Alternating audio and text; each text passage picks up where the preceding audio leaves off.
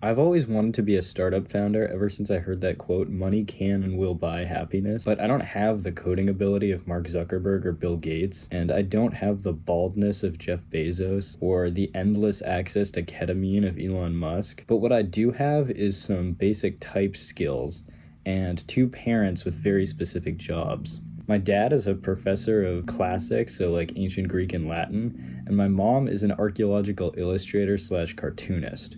So using those skill sets, we kind of all teamed up to make a board game, and that's how Stormy Seas of Cyprus was born.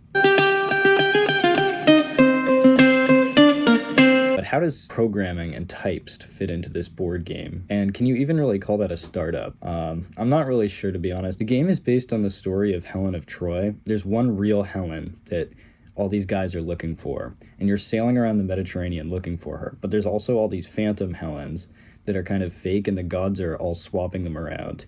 And it's all super Greek and stuff, which is fire. And then you've got these different gifts that you're collecting as you're going around, and you're trying to get richer, and you're like trading them to different cities so that the cities will be your ally and you can destroy the cities. And man, there's like opium and there's swords. Shit is awesome. So the first programmatic challenge was laying out all the cards.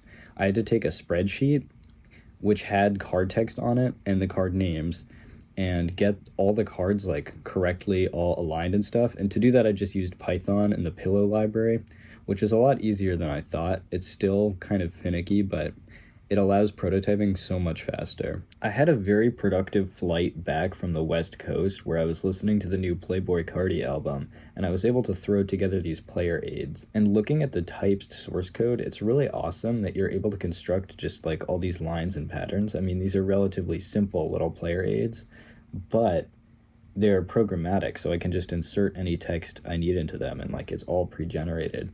And you can see there's 4 characters and they're across 2 pages. This is just for ease of printing on paper. Eventually these will probably be different sizes, but just for prototyping, I can just crank out PDFs of these over and over again and reprint them. Fields are configurable. These things are actually functions, so I can change like the color I'm passing to something, or I can change any of the text.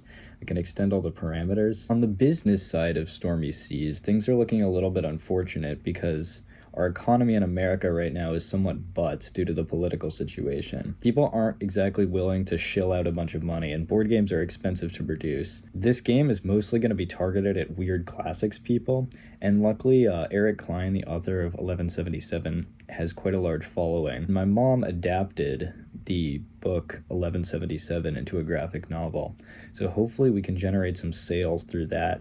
But the game is still actively in development and quite far from being fully done and polished.